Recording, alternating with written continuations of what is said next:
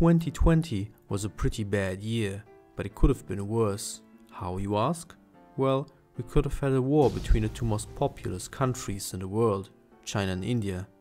This was a serious concern in June 2020 when for the first time in almost 60 years an incident at the disputed Chinese-Indian border turned deadly.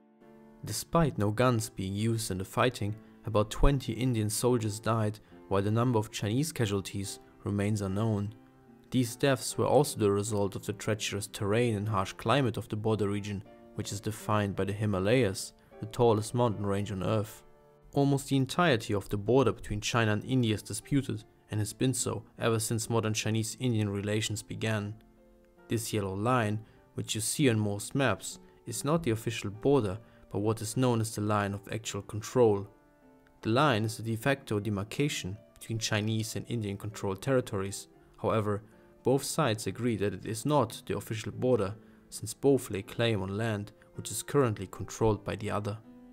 And as China and India increase their economic and military capabilities, there are growing concerns that the issue could escalate and lead to war, as it did once already in 1962. So, what is this border dispute about? Well, the details of this conflict are complicated, so I'll try to simplify as good as I can. The border dispute can roughly be divided into three major sections, all of which we are going to cover one by one. The first section lies in the very west of the border and is mostly about the disputed territory known as Aksai Chin, a virtually uninhabited, hardly accessible and desolate mountain region. China claims it's part of its Xinjiang and Tibet provinces, while India claims it belongs to its Ladakh territory, which itself is part of the larger disputed region of Kashmir.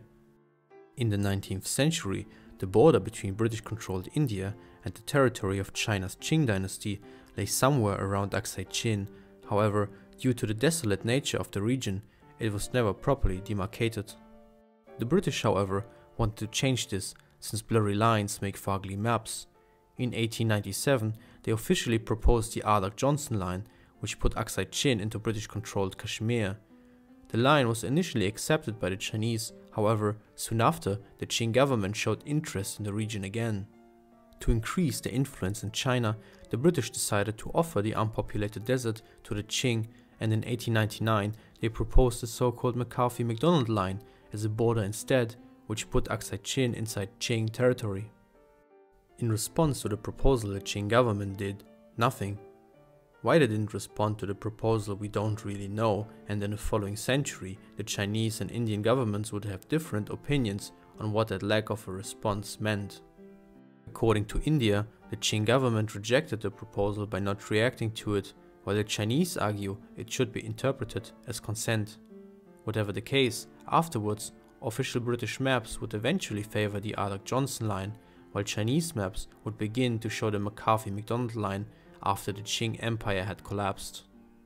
After India gained its independence in 1947, it used a slightly modified version of the Ardoch-Johnson line, putting Aksai Chin inside Indian territory. This was vehemently opposed by the new Communist government of China, which had consolidated power by 1951 after a long Chinese civil war. The dispute over Aksai Chin escalated in 1962, and a one-month-long war broke out in which India suffered a humiliating defeat, leaving Chinese forces in control over Aksai Chin. Since then, China has retained control over the territory. Although the region seems to have little value at first, it has strategic and economic importance. For China, controlling Aksai Chin is valuable to secure its southwestern border and to retain a strategically advantageous position against India. If India was to get hold of Aksai Chin again, it could better secure its Kashmir region, while also having an improved strategic position in the western Himalayas in case of a military confrontation. Since 2015, it is also known that one of the world's largest lead zinc deposits is located in Aksai Chin, making it also a valuable economic asset. Aside from Aksai Chin, there are several other strips of land which are disputed in the section, including this part over here, which India claims. However, it was controlled by Pakistan until 1963 and then ceded to China. Also, these small territories here, which are controlled by India, however claimed by China as part of Tibet. The second section of the border dispute lies in the center and revolved mostly around the region of Sikkim. Until 1975, this region was actually a semi-independent state known as the Kingdom of Sikkim, which was first a British and later Indian protectorate, which meant that India was responsible for its foreign affairs while internally it was mostly autonomous. The country was ethnically and religiously diverse, with Nepalese Hindus comprising the majority of its population. However, it was ruled by a Tibetan Buddhist monarchy. In the early 1970s, discontent with the monarchy grew among the population, which sought increased democratization and further integration with India, while the king favored complete independence. This conflict accumulated in an anti-monarchist coup in 1975, supported by India. Shortly after, a final referendum was held in which the population overwhelmingly voted to abolish the monarchy and to join India. Afterwards, China refused to recognize Sikkim as Indian territory and argued that the referendum was illegal. This issue was significant due to Sikkim's strategically important location. By directly controlling it, India added a buffer for its vital Siliguri corridor, which connects its western and eastern territories, and improved its strategic position at the border with Tibet. At the same time, it prevented China from increasing its influence in the region, which it could have done if Sikkim became independent.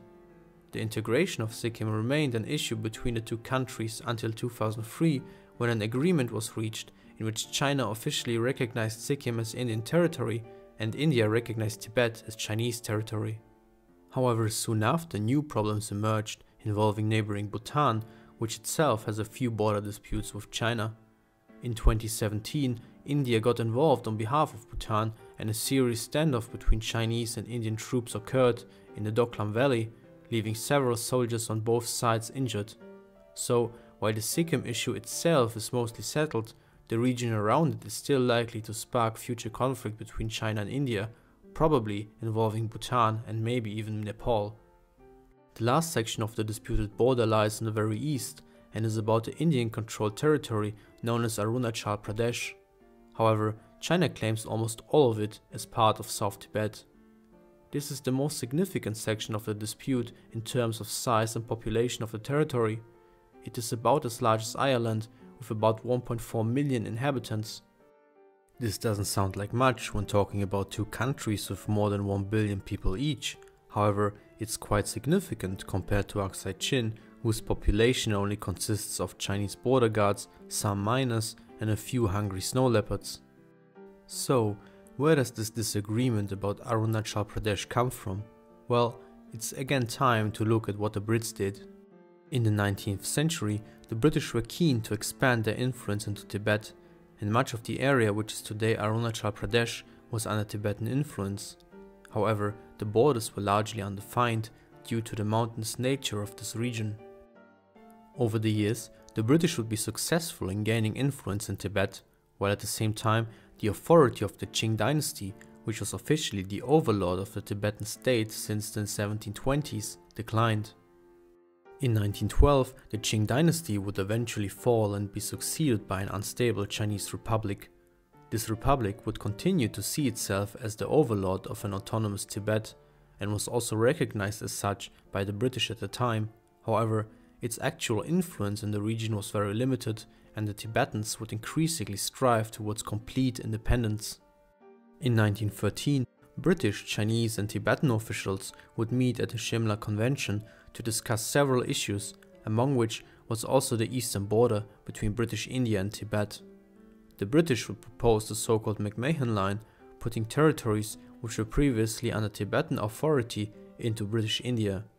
While the Tibetan representatives eventually agreed to accept this boundary, the Chinese officials did not. Nonetheless, both British and Tibetan officials proceeded to sign the border agreement anyway without the approval of China. At the time, this decision was highly controversial and sparked a long-lasting debate about its legality, but in the end, the McMahon Line would become the established border. Today, China argues that these agreements were illegal and the result of British imperialism, since the Republic of China continued to be Tibet's legal overlord, and therefore Tibet did not have the authority to agree to the McMahon Line. India argues, however, that these agreements with Tibet were legally binding as Tibet was an autonomous entity with decision-making rights, while pointing out that China accepted other borders drawn by the British, for example in Myanmar. Anyways, after India gained its independence in 1947, it established the McMahon Line as the border. Soon after, some disagreements arose about certain districts between the Tibetan and Indian governments. However, those issues were soon overshadowed by new developments in China. By the end of 1949, China's communist faction had consolidated power over most of mainland China and planned on taking much of the land which had been lost by the Qing dynasty and Chinese Republic. In 1950, the army of the newly proclaimed People's Republic of China marched into Tibet and took control over the region, which now put China and India at odds at the southeastern border. During the 1962 war, China managed to occupy parts of the disputed region. However, once a ceasefire was declared, the Chinese retreated back behind the McMahon Line, probably because of concerns that an occupation of the region might spark an intervention by the United States. In 1987, the disputed territory became part of a new Indian state called Arunachal Pradesh, and since then, the situation in this section of the border dispute remained pretty much the same, with India being in control of the region and China continuing to claim it. As a whole, the situation at the entire disputed border remained volatile after the 1962 war ended, but especially in the 1990s, both nations eventually began to implement steps to defuse the tensions. In 1993, the so-called Border Peace and Tranquility Agreement was signed, which committed both parties to a peaceful solution of the dispute and established the previously mentioned line of actual control as a demarcation between Chinese and Indian-controlled land until the issue is resolved. This was not implemented perfectly, as China and India still partly disagree where the line actually runs, which blurs the demarcation in certain sections and often causes conflict. Later agreements would add further measures, for example the banning of firearm use in the border region. Nonetheless, there has been very little progress to actually solve the dispute. But why are China and India so irreconcilable? For China, the border dispute with India is significant in regard to the stability it seeks to maintain in its autonomous province of Tibet, which has been problematic for Beijing for a long time. It has to repress separatist sentiments among the ethnically Tibetan population, while also facing a mostly adversarial and internationally influential Tibetan diaspora, which supports increased Tibetan autonomy or even outright independence from China. And one of the most important places for pro-Tibetan movements is India. Many of its northern regions are home to various Tibetan cultured ethnicities, as well as many Tibetan exiles who fled the region after China took control of it, most famously among them the Dalai Lama, the religious leader of Tibetan Buddhism. It is therefore a serious concern for China that in the future India could destabilize its control of Tibet by actively supporting Tibetan advocacy groups and separatists. At the same time, China's strategically advantageous position is also being threatened by India's increasing efforts to improve its infrastructure at the border, which would ensure better supply lines, something India has struggled with until now. And India is increasingly moving towards cooperation with China's main rival, the United States, which contributes to the increasingly antagonistic attitude towards each other. Of course, the disputed border also has important implications for India's national security.